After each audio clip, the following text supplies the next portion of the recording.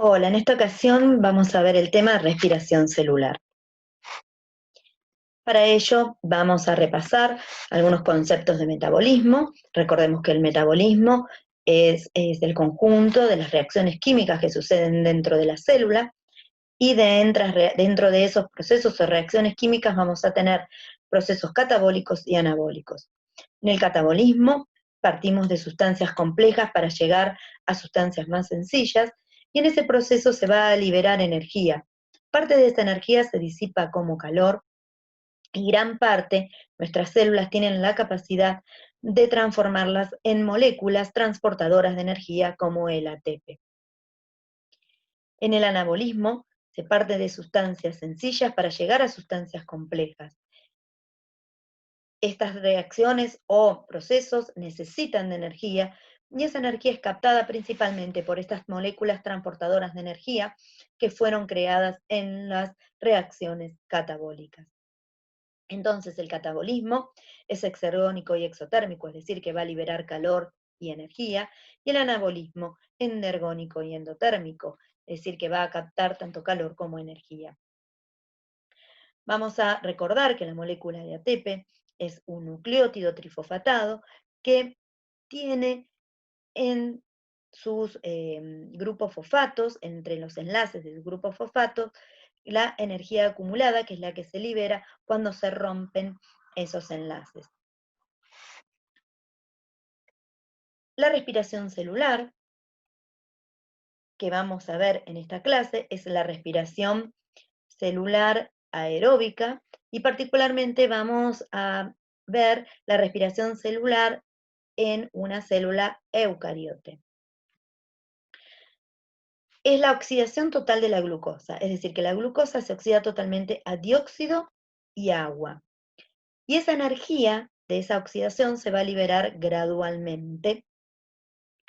El proceso es catabólico y exergónico y hay un requerimiento de oxígeno. Y este proceso de oxidación es un proceso de oxidorreducción. La glucosa se va a oxidar, pero va a haber moléculas que se van a reducir en todo ese proceso. En los procesos de oxidorreducción siempre tenemos acoplado un agente reductor y un agente oxidante. El agente reductor se va a oxidar y el agente oxidante se va a reducir.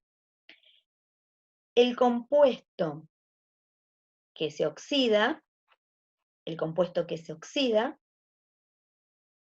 pierde electrones y el compuesto que se reduce gana electrones. Cada uno de estos agentes, tanto el reductor como el oxidante, tienen diferentes potenciales de reducción. El potencial de reducción es, un número que me va a dar la tendencia que tiene ese agente de ganar o perder electrones. Se va a reducir la sustancia que posee mayor potencial de reducción y por lo tanto se va a oxidar la de menor potencial de reducción. Y el pasaje de electrones desde un compuesto con potencial de reducción negativo hacia un compuesto con potencial de reducción positivo es un proceso que libera energía.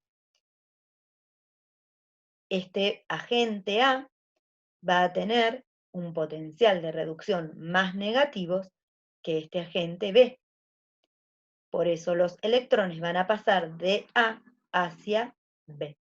Y ese pasaje de electrones de una sustancia hacia la otra, es decir, de una sustancia de potencial de reducción más negativo hacia una sustancia de potencial de reducción más positivo, libera energía.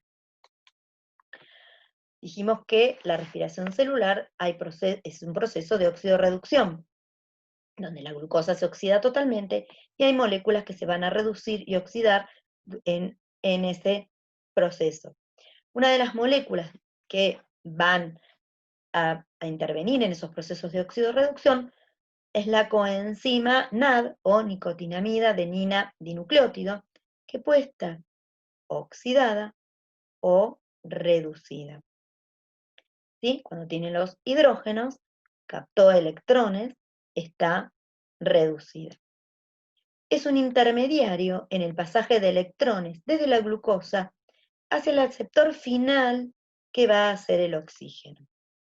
Entonces los electrones que se van liberando en la oxidación de la glucosa se transfieren hacia el NAD oxidado, reduciéndose, ¿sí? Formándose NADH.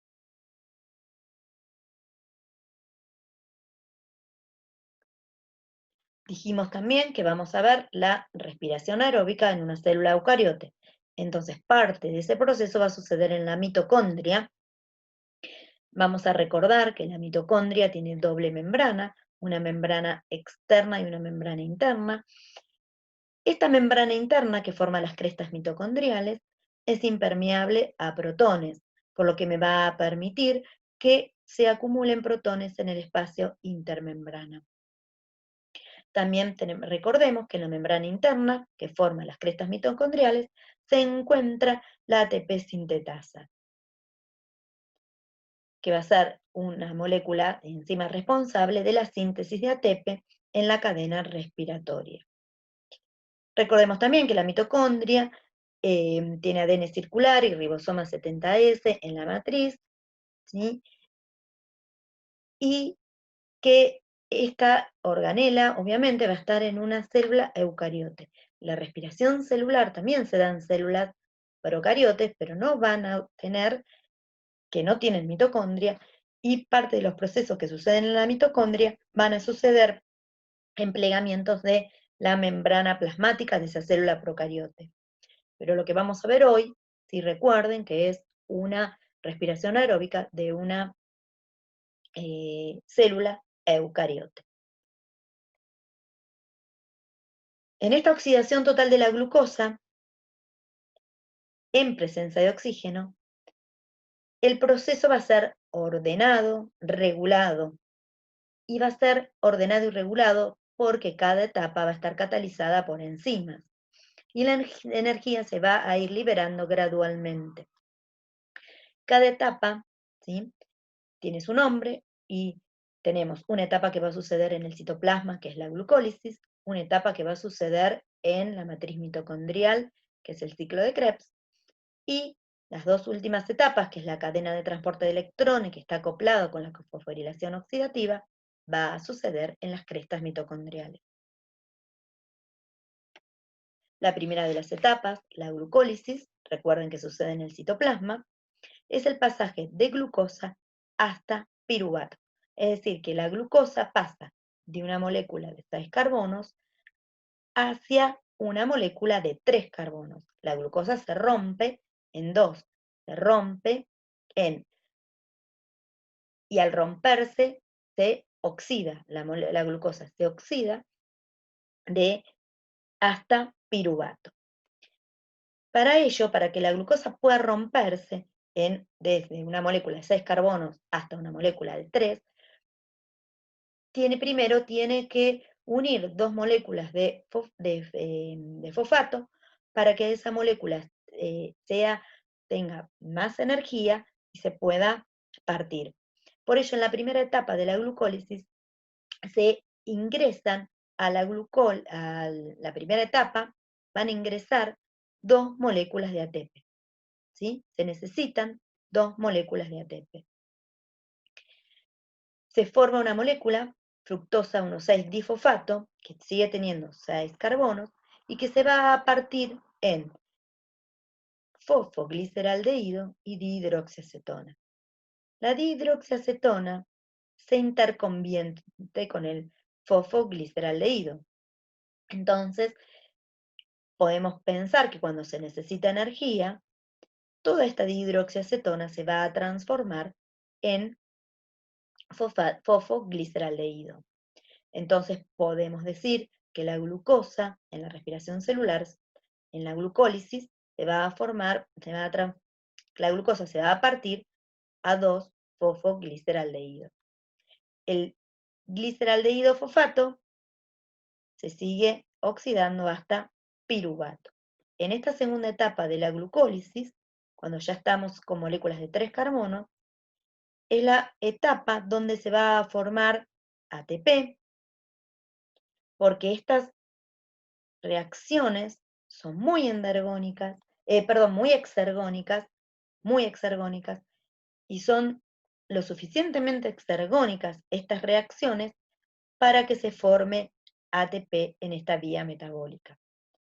Esto se denomina fosforilación a nivel de sustrato, que es la formación del ATP en una vía metabólica porque suceden reacciones químicas que son muy, muy exergónicas. Y además, como esto es una oxidación, se reduce la coenzima NAD. Estas coenzimas también las tenemos que ver como parte de la formación de energía, porque me van a formar energía en la cadena, me van a permitir eh, eh, generar ATP cuando esa coenzima ceda sus electrones en el transporte de electrones en las crestas mitocondriales.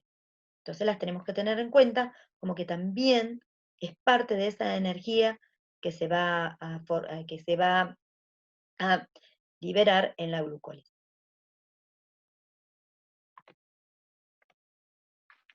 Entonces, la glucólisis se rompe una molécula de glucosa en dos moléculas de 3 átomos de carbono. La glucosa se oxida parcialmente hasta piruvato, donde va a suceder en el citoplasma. Es un proceso catabólico y exergónico que está constituido por 9 pasos y están catalizados cada uno de esos 9 pasos por enzimas diferentes. Si bien al comienzo se consume energía, el balance final es la producción de 2 moléculas de ATP. Acá consumí 2 moléculas de ATP. Pero esto, final, lo tengo que ver como que sucede 2 veces. El gliceraldehído fosfato, ¿sí? Si yo tengo 2 gliceraldehídos fosfatos y voy a llegar a 2 piruvatos, entonces voy a generar 2 NAD reducidos y 4 ATPs. El balance final va a ser positivo para 2 ATPs. Vamos a ir resumiendo el proceso de respiración.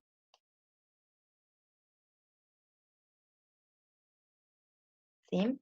Los vamos a ir resumiendo como que recordemos que a partir de una glucosa llegamos a 2 moléculas de ácido pirúvico o piruvato, y en el proceso entonces generamos 2 NAD reducidos y 2 ATPs. La glucólisis, ¿sí? Que la tenemos acá, es una vía metabólica donde tiene enzimas alostéricas al inicio y al final, y una de las enzimas alostéricas más importantes es la fosfofructoquinasa. Una enzima alostérica es una enzima que puede ser, es una enzima regulable.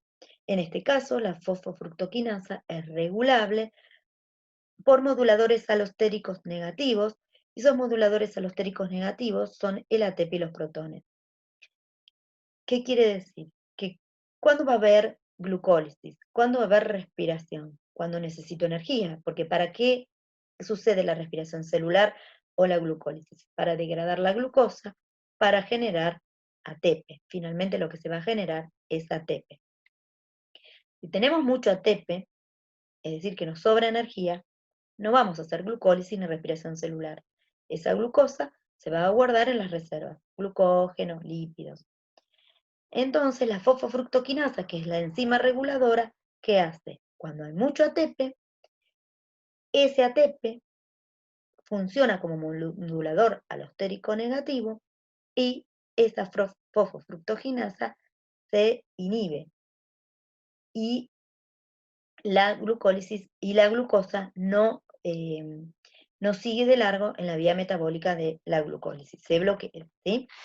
Entonces, sería una inhibición por producto final, ¿sí? Este es el inicio de la glucólisis y ahí es donde actúa la fosfofructoquinasa, que va a ser inhibida por el producto final. Tengo mucho ATP, entonces bloqueo acá la glucólisis para que no siga funcionando y que esa glucosa no se degrade y me dé energía, sino que esa glucosa se guarde como glucógeno o como finalmente vaya a formar parte de los lípidos.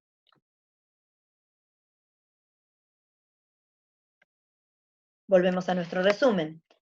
La glucosa da neto finalmente 2 piruvatos y ese piruvato luego va a ingresar a la mitocondria. Dentro de la mitocondria, el piruvato se va a descarboxilar. Entonces, el ácido pirúvico formado en la glucólisis entra a la mitocondria y atraviesa la membrana externa libremente. Y la membrana interna la va a atravesar por un mecanismo de simporte acoplado a protones. Dentro de la matriz mitocondrial, el piruvato se descarboxila. El piruvato tiene 3 átomos de carbono, ¿sí? 1, 2, 3. Va a perder un átomo de carbono en forma de dióxido. Se va a quedar una molécula de 2 carbonos llamado grupo acetilo. Este grupo acetilo se va a unir a una coenzima A. Entonces, el piruvato se va a descarboxilar y se va a formar acetilcoenzima A. Acetilcoenzima A es un grupo acetilo unido a una coenzima A. Y se liberó una molécula de dióxido de carbono. Siguen sucediendo procesos de oxidación, ¿sí? El piruvato se oxida el piruvato y que se reduce el NAD, ¿sí? Se reduce a NADH. Entonces, en la glucosa, en la glucólisis, la glucosa se oxida parcialmente hasta piruvato. Por cada molécula de glucosa se generan 2 piruvatos y este ingresa a la matriz mitocondrial, donde va a decarboxilarse. A partir de una molécula de piruvato se genera una molécula de acetilcoenzima A. Se libera una molécula de dióxido y se genera una coenzima reducida. NADH, que es una coenzima reducida. Luego la acetil-CoA va a entrar en el siguiente paso, que es el ciclo de Krebs.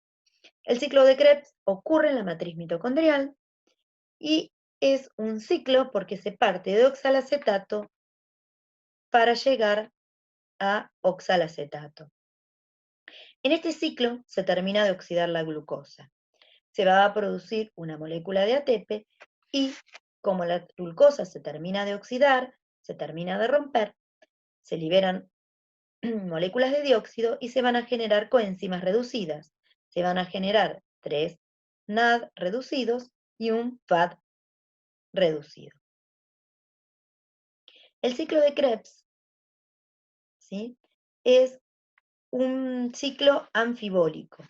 Puede funcionar en forma catabólica, como en este caso que estamos viendo en la respiración celular, donde se termina de degradar la glucosa, o en forma anabólica. ¿Por qué? Porque de este ciclo salen intermediarios que son utilizados para la síntesis de varias vías biosintéticas. Por ejemplo, varios aminoácidos son los intermediarios y los precursores de la biosíntesis de aminoácidos, salen de este ciclo de Krebs.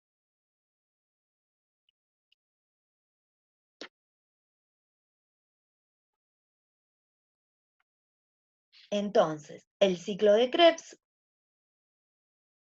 ingresa en el ciclo de Krebs ingresa una acetil-CoA, ¿sí?, y termina de oxidarse la glucosa. En este ciclo se van a generar 3 coenzimas reducidas, NADH, una coenzima reducida FADH, y se genera una molécula, un intermediario energético, GTP, que es equivalente a un ATP. Luego del ciclo de Krebs, sucede la cadena respiratoria y la fosforilación oxidativa. Las moléculas de coenzimas reducidas, tanto NAD como FAD, que se fueron formando, se van a oxidar cediendo sus electrones a una serie de aceptores que se encuentran embebidos en las crestas mitocondriales. Cuando las coenzimas reducidas ceden sus electrones a la cadena respiratoria, vuelven a su estado oxidado y pueden participar nuevamente como aceptores en toda la vía metabólica. Tanto el NAD como el FAD van a ceder sus electrones a la cadena de transporte de electrones, se van a reoxidar y luego son utilizados nuevamente. No tengo una cantidad ilimitada de estas coenzimas, sino que se van reutilizando. Se oxidan y vuelven, ¿sí?, a utilizarse, tanto en la glucólisis como en la decarboxilación del piruvato, como en el ciclo de Krebs. La cadena respiratoria y la fosforilación oxidativa sucede en las crestas mitocondriales. A través de sucesivas reacciones de óxido-reducción, los electrones van pasando de un aceptor a otro hasta llegar al oxígeno, quien se reduce y junto con los protones del medio se convierten en agua. Tanto el NAD reducido como el FAD ceden sus electrones a este conjunto de proteínas que están acopladas una con otra y son todas reacciones de óxido-reducción acopladas, lo que van a hacer que el electrón vaya pasando de una hacia la otra.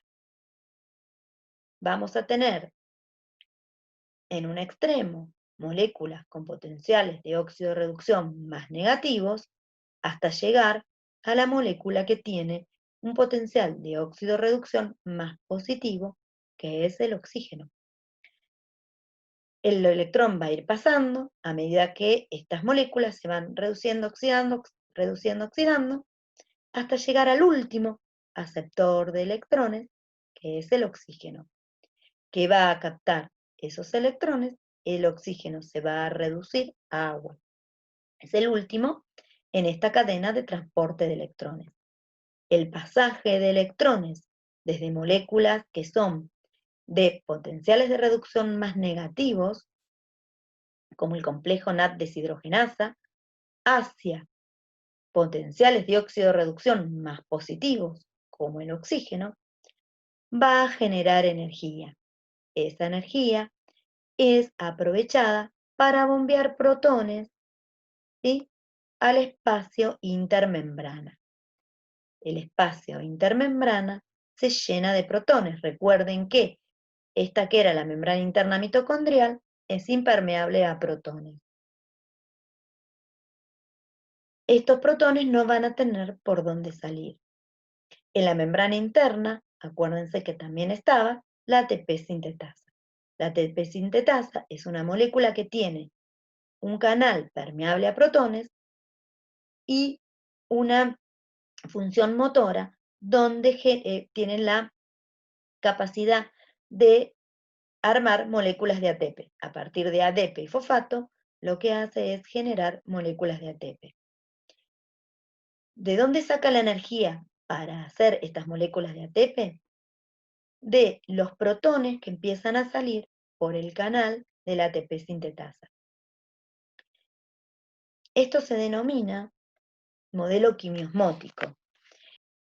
El modelo quimiosmótico propone que la energía liberada durante el pasaje de electrones a través de la cadena de aceptores es utilizada para bombear protones hacia uno de los lados de la membrana, especialmente impermeable a ellos. Entonces se produce un bombeo de protones hacia el espacio intermembrana. Esta es la membrana externa, la membrana interna de la mitocondria. Esta sería la cresta mitocondrial, impermeable a protones. Se llena de protones este espacio intermembrana. Estos protones no tienen dónde salir, salvo por el complejo ATP sintetasa, que tiene un canal permeable a protones. Entonces se genera un gradiente electroquímico que ese gradiente genera energía, y esa energía es utilizada por la enzima para sintetizar ATP.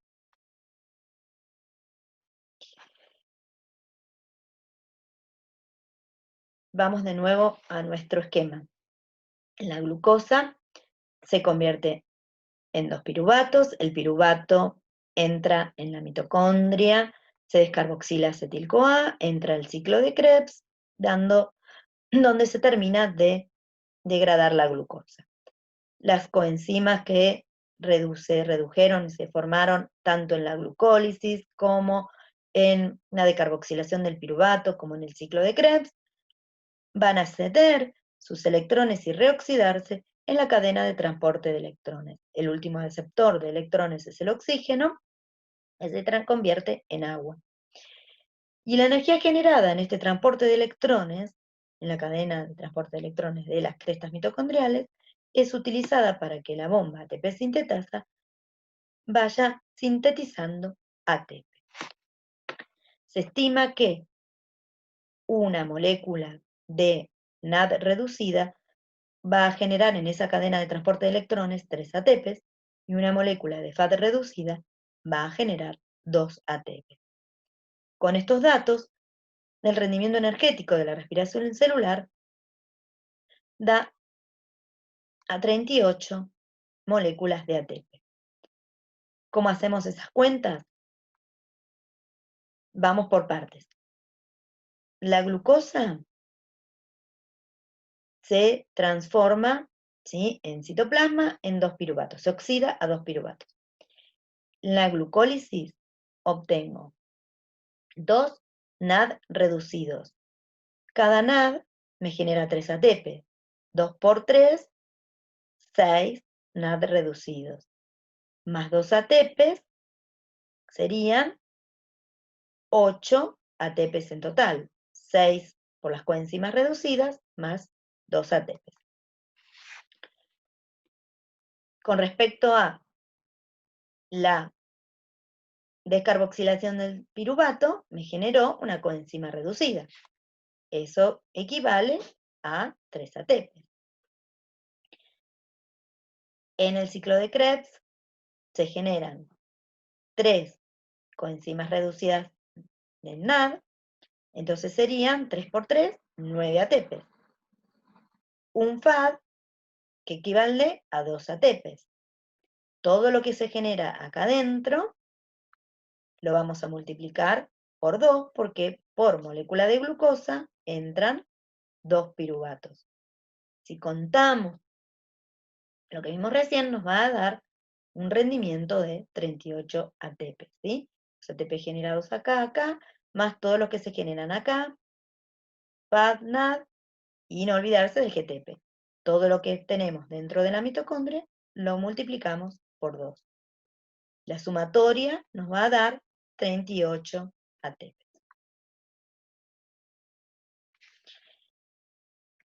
Hay otra vía metabólica que se denomina fermentación, que también tiene que ver con el metabolismo energético, y que es la oxidación parcial de la glucosa. Comienza con la glucólisis, culmina con una segunda etapa de reoxidación del NAD, del NADH. Hay distintos tipos de fermentación láctica, alcohólica y otros tipos de fermentación también. No requiere oxígeno, tiene un rendimiento energético mucho menor y sucede en el citoplasma. En la fermentación alcohólica, el último paso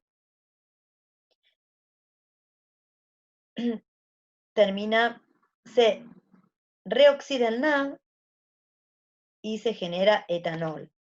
En la fermentación láctica se reoxida el NAD y se genera ácido láctico. ¿Para qué es ese último paso de la fermentación? ¿Sí? Para que se genere la fermentación es la glucólisis más este último paso. ¿Para qué se genera este último paso? Para que se reoxide el NAD y pueda seguir generándose la glucólisis. La fermentación, entonces, es la glucólisis más el último paso, que es la reoxidación del NADH. El NADH se reoxida para que pueda seguir habiendo glucólisis. ¿Cuál es el rendimiento energético de la fermentación? 2 ATPs, los ATPs que se generan en la glucólisis. ¿Cuándo cuándo la célula va a fermentar? En el caso de que sea un organismo aeróbico, que pueda hacer respiración aeróbica, cuando no tenga oxígeno. En ausencia de oxígeno, que no puede hacer todo este proceso dentro de la mitocondria, que es dependiente de la presencia de oxígeno, puede, y esa célula pueda fermentar, ahí va a elegir fermentar. Si no, siempre la célula va a elegir hacer respiración. Las células de nuestro organismo que fermentan son los glóbulos rojos porque no tienen mitocondrias, no tienen la capacidad de realizar respiración aeróbica y hacen una fermentación láctica. Nosotros hacemos fermentación láctica. Por ejemplo, las células musculares también tienen la capacidad de fermentar. Y hay células que no fermentan, por ejemplo, nuestras células cerebrales no tienen la capacidad de fermentar, solo hacen respiración aeróbica. Entonces, cuando no hay oxígeno, si la célula tiene capacidad de fermentar, va a fermentar produciendo ácido láctico, que es un desecho, que es tóxico para la célula, pero realiza este segundo paso para poder reoxidar el NAD y poder seguir haciendo glucólisis, que me va a generar 2 ATPs de energía. Si hacemos un cuadro comparativo entre la respiración y la fermentación, vemos que la respiración tiene un rendimiento energético de 38 ATPs. Tiene fosforilación oxidativa. La fosforilación oxidativa es la formación de ATP en las ATP sintetasa. ¿Fosforilación a nivel de sustratos? Sí, lo vimos en la vía metabólica de la glucólisis. Último aceptor de electrones es el oxígeno. La oxidación de la glucosa es total y sucede en citoplasma, en matriz mitocondrial y en las quelestas mitocondriales. La fermentación tiene un rendimiento energético de 2 ATPs, no se produce fosforilación oxidativa, solo se produce fosforilación a nivel de sustrato en la glucólisis. ¿Cuál es el último aceptor de electrones? Es una molécula orgánica. La oxidación de la glucosa es parcial y donde sucede en el citoplasma.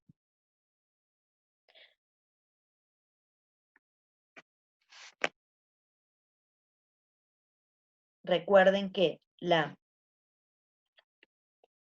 si la célula puede elegir, es decir, que es un organismo facultativo, una célula facultativa que puede elegir entre respiración o fermentación, siempre va a elegir respirar porque el rendimiento energético es mucho mayor.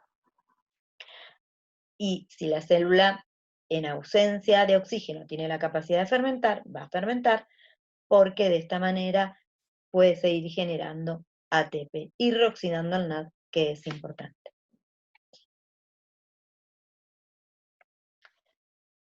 Hasta acá llegamos en esta clase, espero les haya sido útil, nos vemos en la próxima.